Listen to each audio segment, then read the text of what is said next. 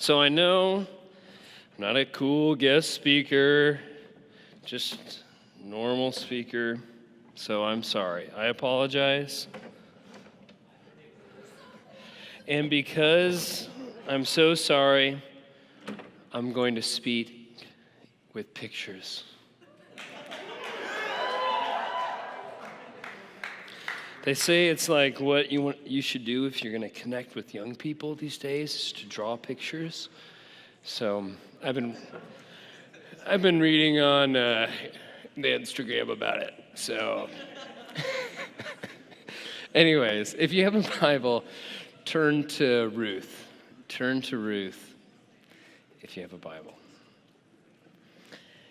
So all summer, we've been looking at specifically the Old Testament and what it has to say about Jesus Christ. How all of the Bible is a drum roll until Jesus comes. And then after Jesus, all of the Bible and all of history is a drum roll until he comes back. And we've learned about Adam, how Jesus is the greater Adam. We've learned about Joseph and Abraham and Moses and Job, and how we can see Jesus crystal clear in all of those stories. And today, we're looking at a little book, only 4 chapters, about Ruth. So, if you're there, we're going to read the first 7 words, okay? The first 7 words, we'll pray and get started. This is what it says, Ruth 1:1. In the days when the judges ruled. Let's pray. Father, I thank you. I thank you for these people that are here to learn from your word. God, I pray that you would teach us. We acknowledge that we need your grace, not only your grace to understand, but your grace to apply what we're about to hear. Lord, we don't just need fine-tuning. We don't need tweaking. We don't need a nudge in the right direction. We need complete heart transformation. And we come to you acknowledging this, asking that your word would pierce our heart and change us. Amen. So there's a guy by the name of Kurt Vonnegut, and he's famous for writing Slaughterhouse-Five. Okay, Slaughterhouse-Five, he wrote this novel, that's what he's famous for. But throughout his career, he would speak on writing and speak on stories. And he proposed that throughout all of Western history, most stories could be summarized in a handful of different templates, or he called them shapes, story shapes. And if you look through the great stories, they could all be summarized in similar types of shapes. Now, this is how we communicated it. So first you have the x-axis, and this is why it's here, okay? And anytime I feel like drawing a picture, I can do that, okay? And this is the chronology of a story. So at the beginning, you have the beginning, and at the end, you have an elephant. No, you have the end. You have the E stands for end, and B stands for beginning. So this is the storyline. But you also have a G up here, and an I down here. And the G stands for good. Where things start off for the character. Is it good or is it ill? Now, why not say bad? Well, you already have a B in the graph, so that's why we can't say bad. So good or ill. And he's saying that all stories kind of fit into these shapes. Now, here's an example, okay? The first storyline is man digs himself out of a hole.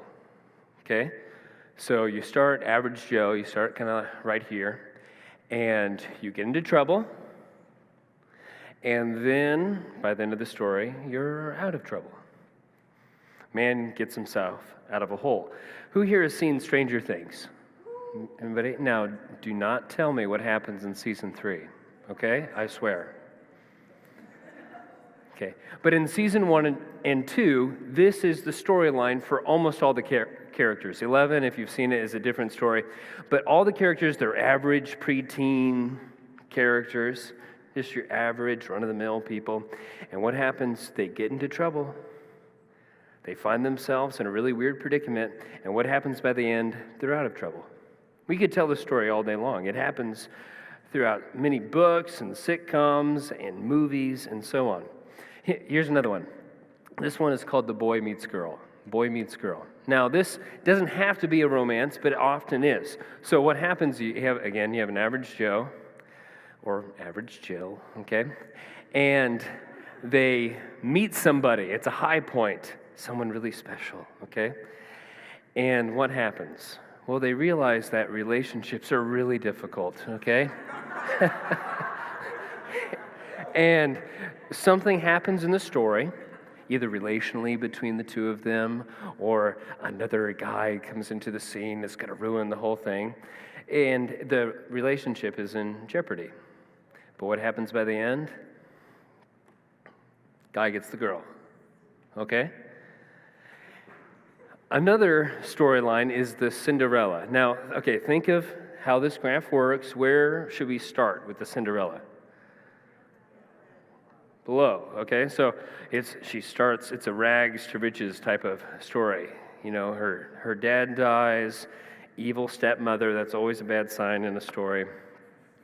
Two really mean stepsisters. She's cleaning chimneys, you know, like she sleeps by the chimney. You know, it's like everything is bad in the story, okay? But as the story goes on, some positive things start to happen. One, she can talk to animals. That's a perk, okay? Then you get this step-godmother. It continues to go up. She gives her all sorts of things, a chariot made out of a pumpkin, and horses made out of mice, right? Rats, mice, okay? All of these really good things, and where is the climax of the top? Where's the top? Well, that one night where she gets to dance the night away with the prince. And then midnight comes, and the bells are ringing, and she loses everything. And for a moment in the story, you think, oh, she's just back to being Cinderella. Until what? Until the shoe fits. And happily, oh, that's the wrong story. Okay. It's a really good rom-com, okay? And it ends happily ever after, okay? Now, this idea, Kurt Vonnegut, he died in 2007, but in 2016, some scholars at the University of Vermont took this idea, and they said, I bet if we run stories through a computer, we'll see patterns. They took this idea, and they're going to run it through a computer. So they ran 2,000 stories throughout the Western canon of stories, and they found that almost all stories fall into 6-story arcs. 6-story arcs. And this is what they found. You have the rags to riches. It just goes up. It's just a rise. You have the riches to rags. It's just a fall. You have the man in a hole, fall then rise. You have Icarus, rise and fall. You have Cinderella, rise then fall then rise. And you have Oedipus, fall then rise and fall. Okay? And what I want to propose is that these stories are not just because we've learned from stories and it's been passed on. I want to propose that these are built into who we are by God. And I want to propose this not because somewhere in Leviticus you'll find these 6-story arcs, or an angel told me about these 6-story arcs. I want to propose this not because of those reasons, but because if you look at the Bible, we see all of these story arcs. We see all of these things in place. So think of these story arcs. Rags to riches, Esther. Riches to rags, Adam. That's a steep decline, okay, with Adam. Man in a hole, Moses, fall then rise. Icarus is rise then fall. Saul, Cinderella, rise and fall then rise. Joseph and Job. Oedipus, fall then rise and fall. Jonah. You see these storylines, and we could go through each biblical story or different scenes within a biblical character, and we see these are just good stories. These are the stories that God tells. Now, here's the question. Which one is Ruth? Which one is Ruth? Now, as we look through the story, I want you to be thinking about this. Where does Ruth fit in the storyline? So what we're going to do is we're going to look at three things. We're going to look at the story of Ruth. We're going to look at the types. Where do we see the types of Christ? And then we're going to look at the implications, that if you truly understand this, it will change your life forever. Okay? And just to warn you, the story is by far most of the time. Okay, so, often points will be about the same length. So when I'm like, and point 2, don't worry, we're nearing an end, okay? The story is by far the largest point. So where should we start? Let's start in verse 1. First 7 verses. It says this, in the days when the judges ruled, every good story needs a good hook. Good stories have good hooks. Now, for an Israelite, this would mean something. Because there are some hooks that within a certain culture, it immediately means something. So, for example, in our culture, once upon a time, what is the story about? There's going to be a prince, a princess, dragons, castles. How do you know that? Once upon a time. How do you 4 words. How do you know that? Well, it's built into our culture. It's like we know, it's been passed down to us that the story is going to be like that. Or how about in a galaxy far, far away? In a galaxy far, far away. What is the story going to be about? Men in robes fighting with lightning sticks, okay? It's like with the force moving things, okay? Small guy with big ears. It's Star Wars. We're going to see like these things. Some of you are like, oh, okay. We know the line, and we immediately know what type of story is going to be told because of the hook. Now, to Israelites, they would immediately know what's going on in the time of the Judges. Because if you're reading through the Bible, Judges precedes Ruth. So if you're just reading straight through, you'll finish Judges and immediately read verse 1 of Ruth. So what does the last verse of Judges say? If you have a physical copy of the Bible, all you have to do is just turn one page. What does it say? Judges 21:25. In those days, there was no king in Israel. Everyone did what was right in their own eyes. In those days, there's no king in Israel. What did everyone do? What was right in their own eyes? In the time of the Judges as Israelite, it was really bad. It was a really bad time. And then it goes on to say this. In the days when the judges ruled, there was a famine in the land. There was a famine in the land. Now, famine, it's really bad times. There's probably a drought. There's not enough food. Now, we read famine and we think, oh, famine. But for an Israelite, it means something different. It's a motif.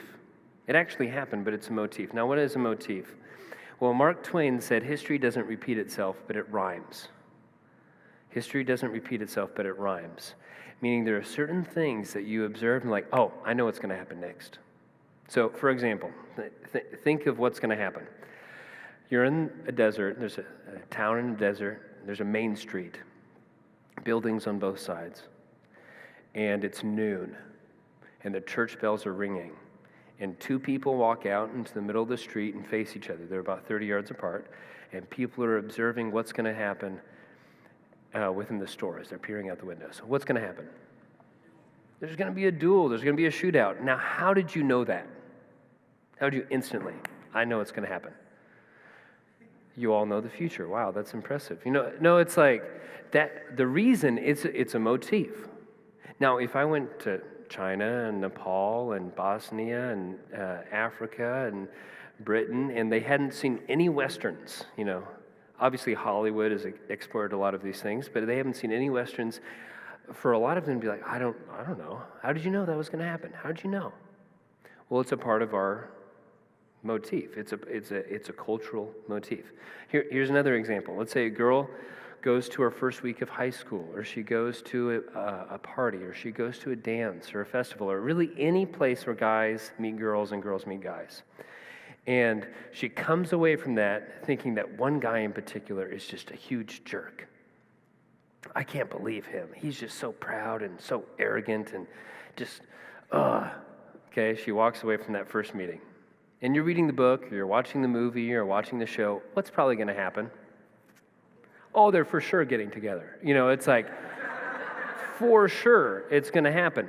Now, why do we think that? It's like counterintuitive. Why would we think that? Well, in our culture, at least since Jane Austen, that has been a very common storyline. So it's Mr. Darcy.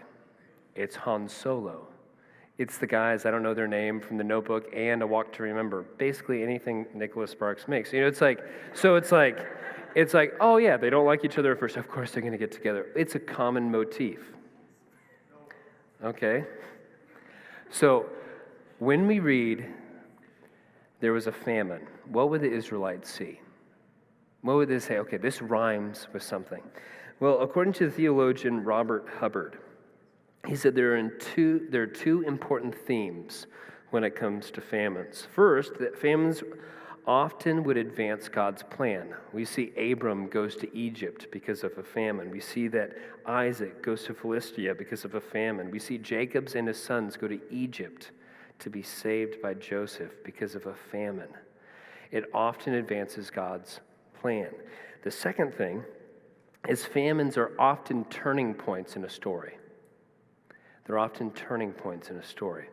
Or another theologian by the name of Daniel Block says this: anyone who is aware of the significance of famine in Israelite experience and theology and of the relationship with Moab would immediately wonder how things will turn out. So you see a famine, and the Israelite would get to the edge of his seat and think, I wonder what's going to happen. God's going to do something. Now, does this mean it automatically every time you see a famine? No, it's a motif. You're expecting something because of what has happened previously. So it's a really bad time, the time of the judges, and there's a famine. I wonder what God is going to do. So what does he do? This is what we see. We see verse 3, there's a guy named Elimelech, and he leaves Bethlehem to save his family because of this famine. And he goes to the nation of the Moabites. And we don't know how long they were there, but eventually he dies. Fast forward 10 years, we see this in verse 4. Both of his sons marry Moabite women, and they both die 10 years later. So Naomi, who's his wife, Elimelech's wife, is looking at her two daughter-in-laws, Ruth and Orpah. Ruth and Orpah. Completely desolated. Her husband died 10 years ago. Now her sons have died. Now, little known fact, Orpah is actually who Oprah is named after. Did anybody know this? I'm serious. This is not a joke. And it's on her birth certificate, but people couldn't pronounce it, so they changed it to Oprah. Little known fact. My name was actually supposed to be Bajek, but people couldn't pronounce it, so we stuck with Jacob. But I'm joking. Okay. So you got Orpah. I'm sorry. I'm a dad. I have to throw in a dad joke every once in a while, okay? You have Orpah and you have Ruth. And Naomi says, go back to be with your people. Go back to be with your people. Because if you stay with me, you're probably going to be a widow for the rest of your life. And we're going to be extremely poor. She goes back. Who's going to take care of her? They're going to be extremely poor. Go back to your family.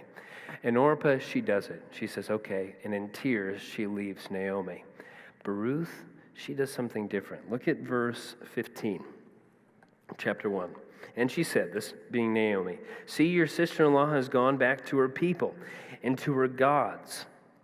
Return after your sister-in-law. But Ruth said, do not urge me to leave or to return from following you. Where you will go, I will go. And where you lodge, I will lodge. Your people shall be my people, and your God, my God. Where you die, I will die, and there will I be buried. May the Lord do so to me, and more also, if anything but death parts me from you. So she says, I am loyal to you, Naomi, and I'm going to stay with you. not only till death. Not only till death. It says that where you die, I will die. So not even to death. It's like even after you die, I will stay there until I die. Such loyalty to her mother-in-law. But not only that, she has extreme loyalty to Naomi's God. She says, your people will be my people, and your God will be my God. I am devoted to this God. It seems like over time, we don't know what happened, but she observed things, she learned things.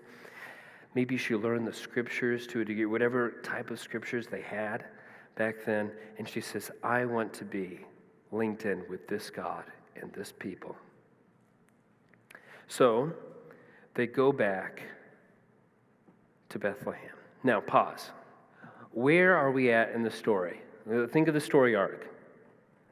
We're still really low, okay? It's like, yes, maybe a little bit went up, Ruth doing a good thing, but remember, they're going back, and they're going to be very poor. They're going to pick from fields where all the people that could not make a living would pick. It's a really bad situation. And this is how they enter into Bethlehem. So look at verse 19. So the two of them went on until they came to Bethlehem. And when they came to Bethlehem, the whole town was stirred because of them. And the woman said, is this Naomi? So they start to talk. Is this Naomi? The whole town is abuzz because they didn't expect her to come back. And then verse 20, what is Naomi's response? She said to them, do not call me Naomi. Call me Mara, for the Almighty has dealt very bitterly with me. She is bitter towards, what is the response? She is bitter towards God. She's like, don't call me Naomi. Call me Mara. God has been bitter towards me. So we have this faithful Ruth. We have her mother-in-law, Naomi, who's bitter towards God. Change of scene. That's Act 1. And in Act 2, chapter 2, we are introduced to a new character. And this is Boaz. Boaz. Look at chapter 2, verse 1. It says that Boaz is a worthy man. A worthy man. Now, this can mean war hero. It can be translated war hero, or it can be translated someone who's just very accomplished. So the first thing we learn about Boaz is he's either a war hero or he's very accomplished. And we also see that he's following the law of God. So in the law of God, you would have parts of your field that were for gleaning. And this is a welfare system. So a portion or a percentage of your field would be left for anyone that could not eat. They had no money, they had no food, they would come and pick from the fields. And they would either pick and sell it for money, or they would pick and eat it for food. And Ruth is now picking at this field. Not only did she go with Naomi, but she's sacrificing for Naomi, picking at this barley field. And he sees her. And we have a tension in the story of how is he going to react? Is he going to look down at her because she's a Moabite woman? Throughout the entire story, she's referred to as Ruth, the Moabite. Or is he going to see something really special? Well, we see in verse 5, this is his response. Whose young woman is this? And the servant who was in charge of the reapers answered, she is the young Moabite woman who came back with Naomi from the country of Moab. So people have been talking about her. He doesn't even have to say her name. He's like, oh, remember that Moabite woman who came back with Naomi? And Boaz would have known, really? That's her? And then we learn a little bit more. What does he think? What does he think about her? Well, he says to the man, that he should protect her. That all the men that work for him, they should protect her. And then he goes to Ruth, and this is what we see in verse 8. Then Boaz said to Ruth, now listen, my daughter, do not go and glean in another field, or leave this one, but keep close to my young women. So what he tells Ruth is, stay with me, stay here in this field. My men will protect you, and stay with the women that work for me, gleaning the field. Why would he do this? Well, if we fast forward to verse 22, we see something that Naomi is suspicious of and she's fearful of, that Ruth would be assaulted, either physically or sexually. And remember, this is a really bad time in Israel. The Judges ends with a woman being raped and cut up into pieces. If you haven't read it, it's like a really dark story. That's how the book ends. So him saying, stay here with my women and the men that work for me, they're going to protect you. He is doing it for a reason. It's not just an act of faith. It's like an actual moment of life and death if you stay here. But does he do this just out of pity? Is it a sob story that he's like, I should probably do something? Or does he see something else? Well, look at verse 10. Then she fell on her face, bowing to the ground, and said to him, why have I found favor in your eyes, that you should take notice of me, since I am a foreigner? But Boaz answered her, all that you have done for your mother-in-law since the death of your husband has been fully told to me, and how you left your father and mother and your native land and came to a people you did not know before. The Lord repay you for what you have done, and a full reward be given you by the Lord, the God of Israel, under whose wings you have come to take refuge.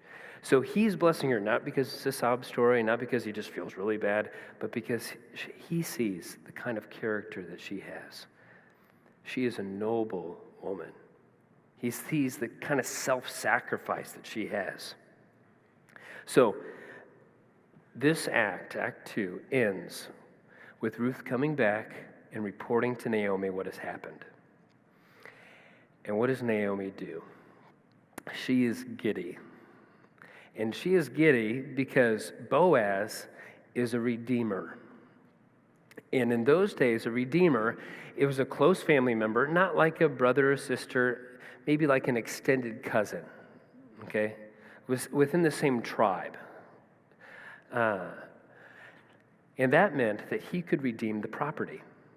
See, what would happen if a man died and he couldn't, obviously because he's dead, he couldn't work the fields, a family member would buy it and he would take care of the fields and take care of the family.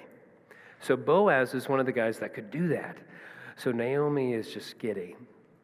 And also Naomi is like that aunt you have that's always trying to set you up. Does anybody have one of those aunts? Okay, or multiple of those aunts, or that grandma that's always, she's like that. So immediately, Naomi starts to think. She starts to think about what's going to happen, what should be done. And this is where we go to chapter 3. What is the plan? What is the plan that Naomi comes up with? Look at verse 1 of chapter 3. Then Naomi, her mother-in-law, said to her, my daughter, should I not seek rest for you, that it may be well with you? Is not Boaz our relative, with whose young women you were? See, he is winnowing barley tonight at the threshing floor. Wash therefore and anoint yourself, and put on your cloak, and go down to the threshing floor. But do not make yourself known to the man until he has finished eating and drinking. But when he lies down, observe the place where he lies. Then go, uncover his feet, and lie down, and he will tell you what to do. So this is her plan. This is how it works. Is during the harvest time, they would bring all the wheat and all the barley into like a big barn, and they would gather it all and calculate it so it could be shipped out and sold and all that. But this took multiple days. This took a long time. So the farmers or the heads of households would stay around. Either, we don't exactly know, maybe they stayed in the building just around the periphery, or maybe there were separate rooms, or maybe they were in kind of tent areas by. We don't know exactly what it looked like or how it was. But they would stay around the harvest, and they would stay there because it took so long, and also to protect it so people wouldn't steal it. And not only that, they would throw parties. So think of all these farmers that have been just slaving away, and they're really far apart because it's a huge, it's a whole country, and then they come together for harvest after working for months, and they kind of let loose. They eat, they celebrate with one another, and then they go to bed and wake up to continue to harvest. So Naomi knows that this is going to happen. And this is her plan. Late at night, sneak over there, wait until he lies down, lay next to him, like take off his sandals or socks or whatever, slippers, I don't know, his bunny slippers that he's wearing, okay, and lay there and wait until he wakes up. Now, anyone that you're reading this, does anyone think that's kind of sketchy? Anyone? Oh, it's for sure sketchy. It's for sure, like, we're supposed to, like, read it and be like, really? This is, at the very least, it's a huge risk. But when you look at even the words that are being used by Naomi, it's even sketchier. So look at some of these words. It says, then go uncover his feet and lie down. Uncover his feet and lie down. All three of these phrases have double meanings, and they're all sensual. Uncover means to make naked, or can mean to make naked. His feet can be used as a double meaning for male genitalia, and lie down often means to sleep with. Okay? And scholars debate back and forth about what's going on. So, what's going on? What's going on with Naomi's advice? I think there are multiple options in here too. I think the first one is, remember, Naomi is not doing very well with the Lord right now. She's bitter. So there's a very good chance that she's just giving very bad advice. Like, go shack up with him and maybe it'll turn out all right. Maybe he'll redeem us. That could be what she's saying. Another way of interpreting it is, again, they're double meanings, so it could be the other meaning. It could be just the most innocent meaning of what she is saying. At the very least, this is what the storyteller is trying to create, because that's what it was.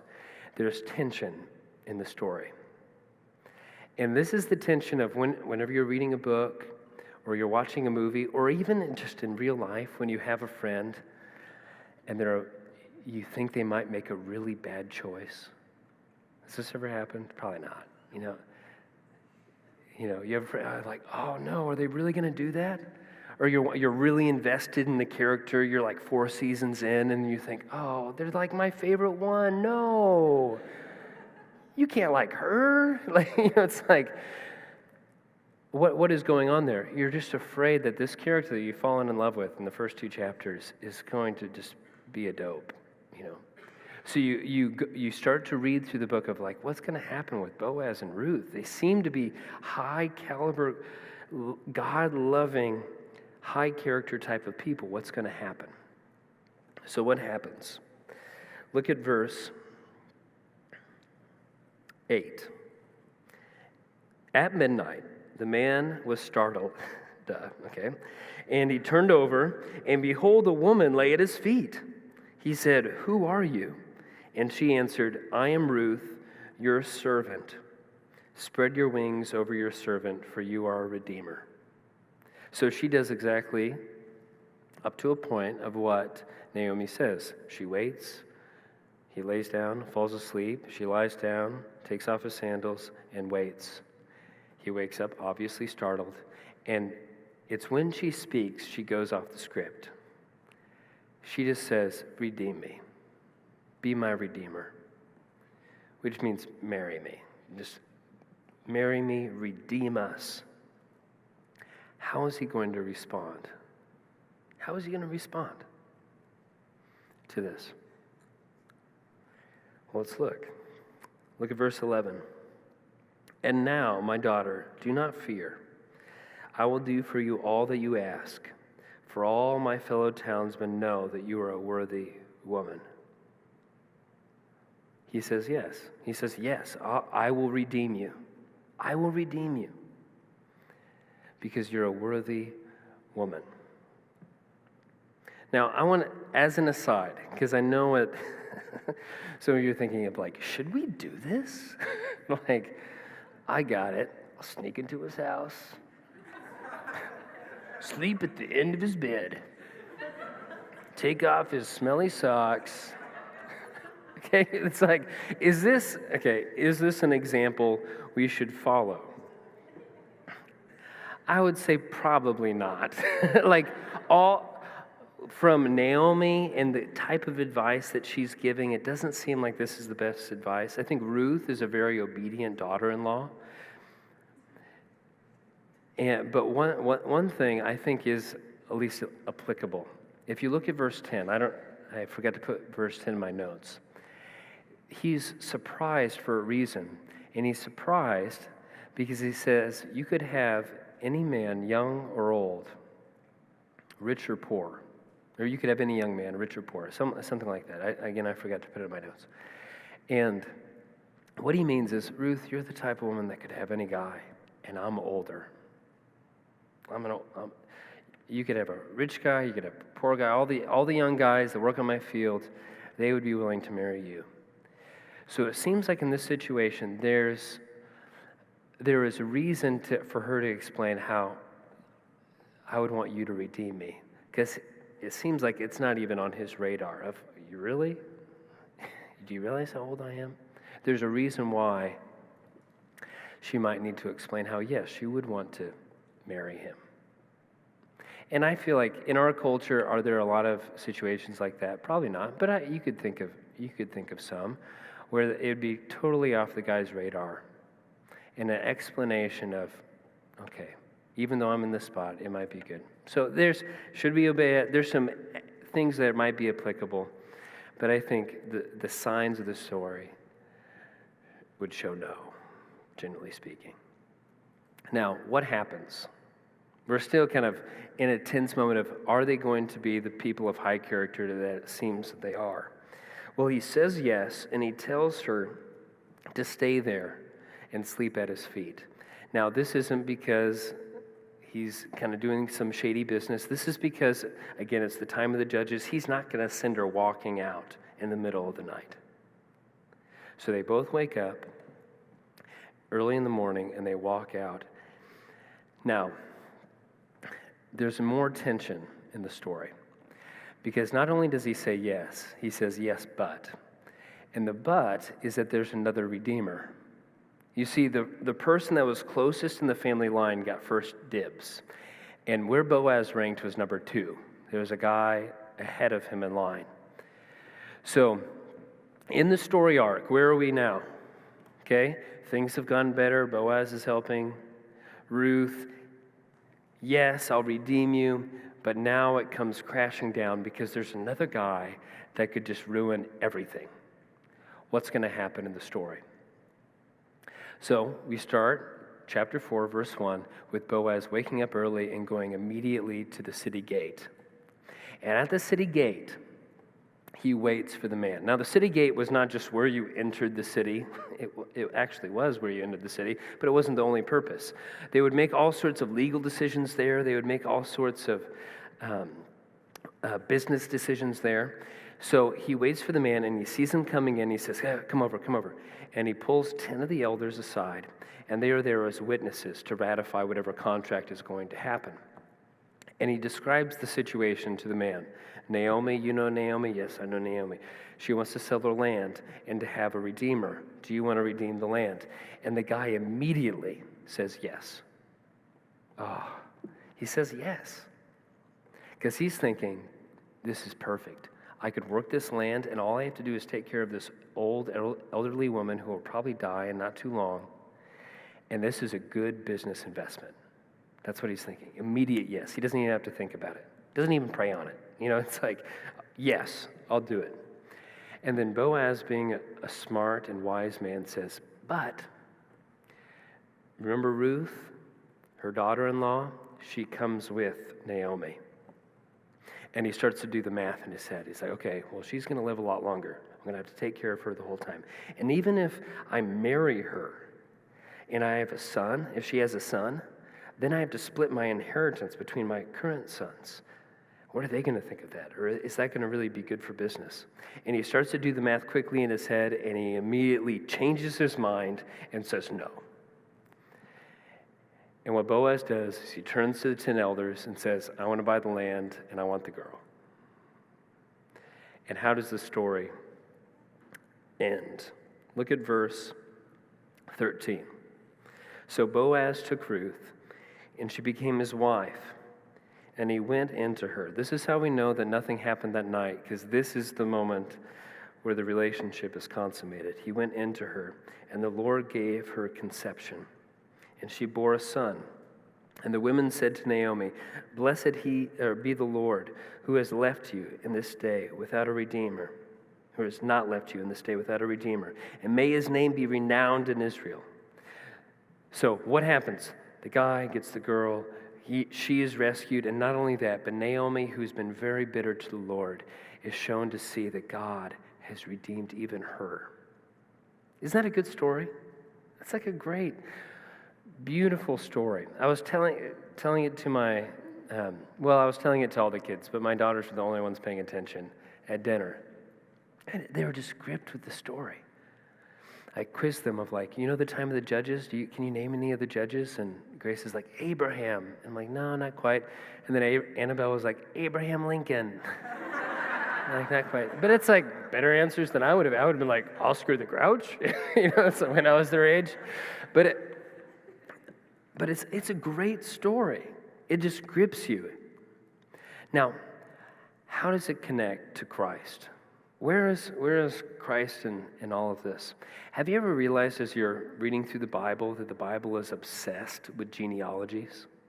You know, these are the chapters that we skip. Maybe, can I say that? Okay. These are the chapters like, I'm catching up on my reading plan. It's like the Bible is obsessed with genealogies. Now, why? Why is the Bible obsessed with genealogies? The reason is from the very beginning, we're looking for someone. We're looking for someone who will be born. Genesis 3:15, God says to Satan, through Eve, an offspring will come, a seed will come, and he will crush your head, even though you bruise his heel. There's a snake crusher that's going to come through the seed of Eve. And then you get to Abraham, and he says, through your offspring, through a seed that's going to come, that all the nations will be blessed. And then you get this weird random chapter about Judah. You have the story of Joseph, and then this weird random chapter about Judah who sleeps with his daughter-in-law. It's a really ugly story. And you're thinking, why is this in the Bible? Like, seriously, why is this in the Bible? Well, we get to the end of Genesis, and Jacob says over Judah, the scepter will never leave you. One of your offspring is going to rule forever. And then we see the line of Judah goes into the promised land, and they take over this huge city called Jericho. And there's one person that survives. You gonna know her name? Rahab. She's a prostitute. Rahab the prostitute is the only person saved because she helps the spies of Israel. And who does she marry? She marries this guy named Perez, who's an offspring of Judah. Now let's look at the last verses of the book of Ruth. This is what it says. Ruth 4:17 through 22. And the women of the neighborhood gave him a name, saying, a son has been born to Naomi. They named him Obed. He was the father of Jesse, the father of David. Now these are the generations of Perez.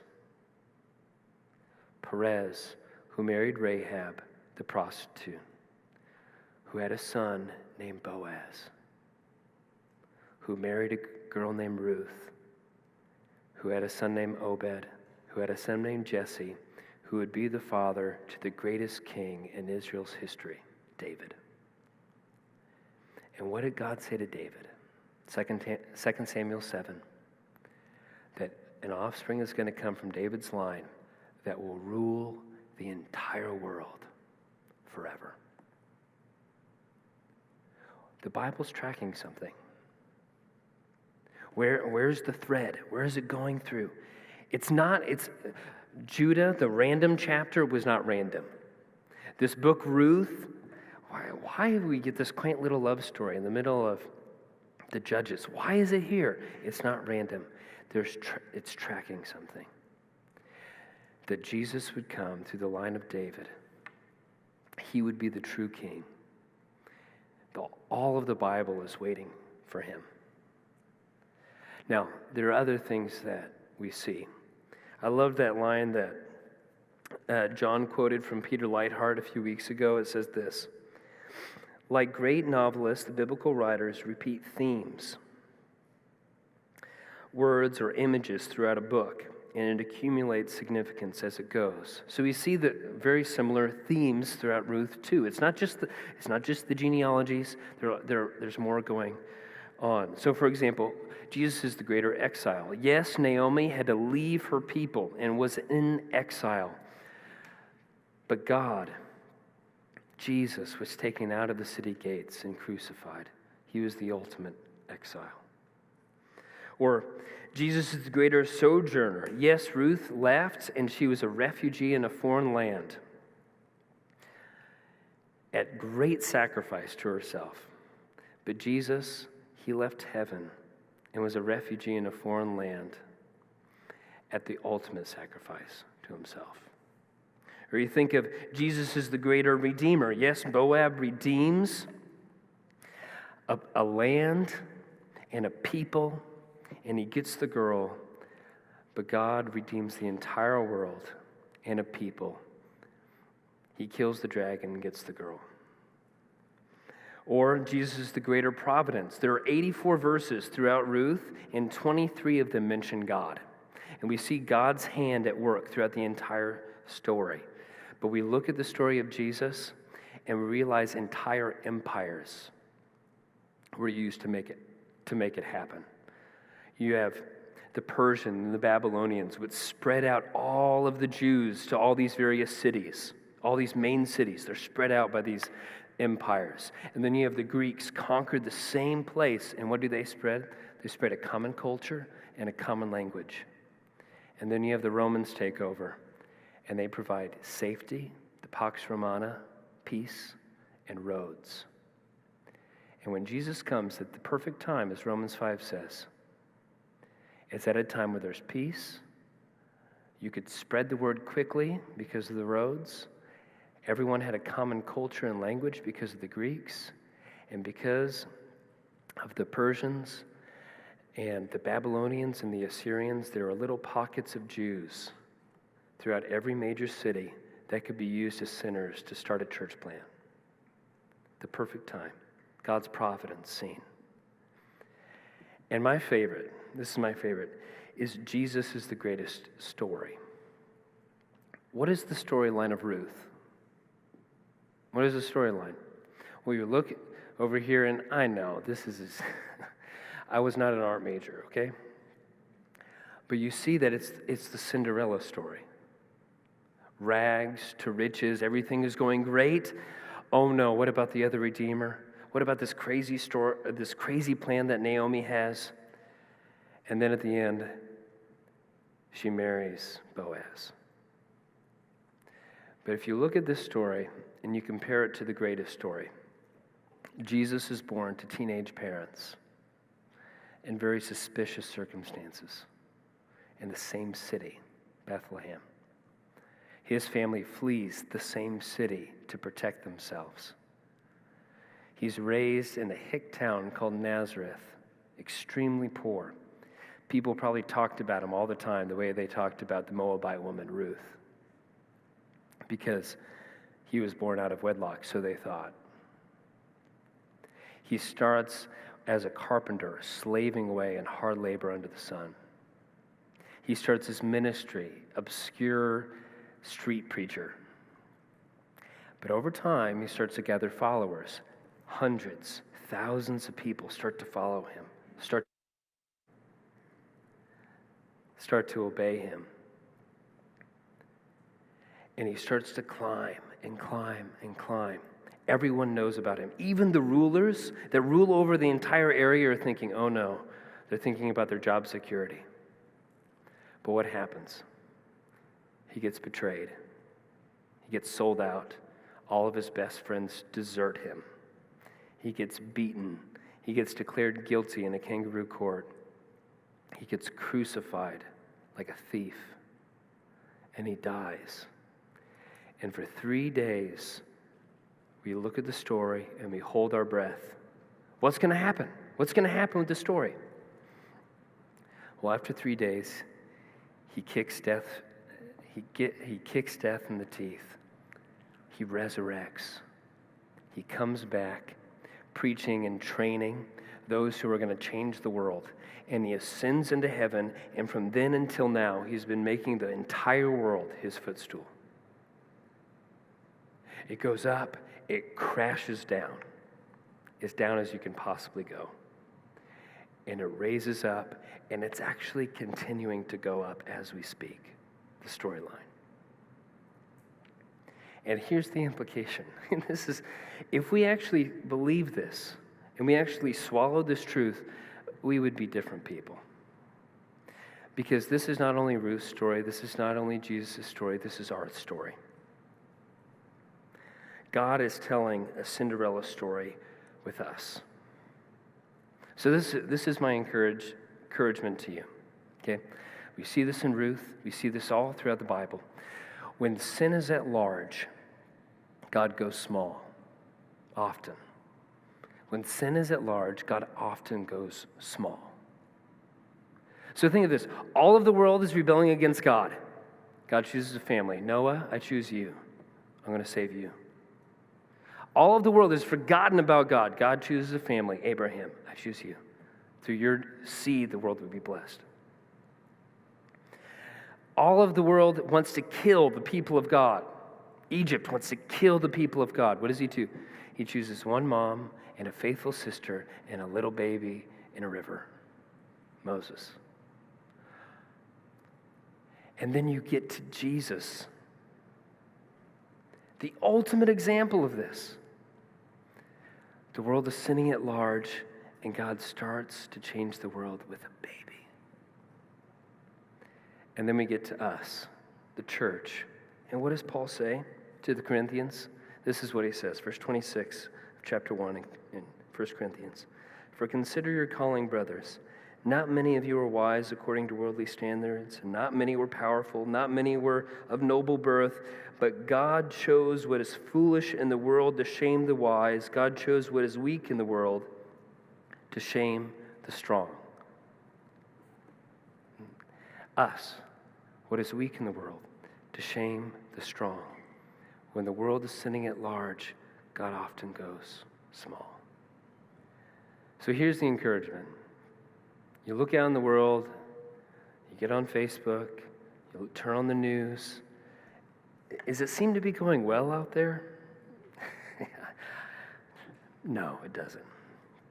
What are we to do? In a time where Christians seem to be pushed against more and more and more, marginalized more and more and more, outside of the United States, Christians are dying more than ever. Persecution across the world. We actually have it pretty good in our country. But it looks dark. What should we do? Go small. Have a time with God tomorrow. Love your neighbor. Love your friends around you. Share the gospel with one person. And what might seem like just a very small thing, a quaint little love story in the middle of Judges, might just in fact change the entire world. One little story at a time. Let's pray. Father, I thank you. I thank you for this people and what you're doing in their lives and the story that you are telling. Yet I pray that you would give us the grace we need to live this out, to live this story out. We're completely desperate before you. Amen.